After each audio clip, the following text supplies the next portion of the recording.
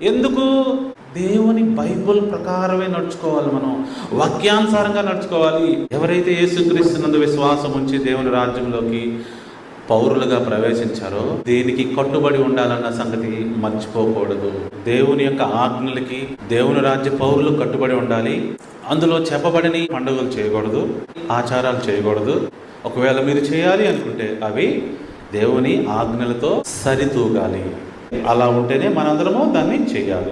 లేఖనాన్ని పరిశీలిస్తే యేసు ప్రభువారు ఆయన శిష్యులు కూడా ఈ రాజ్యాంగానికి ఇంపార్టెన్స్ ఇచ్చారు.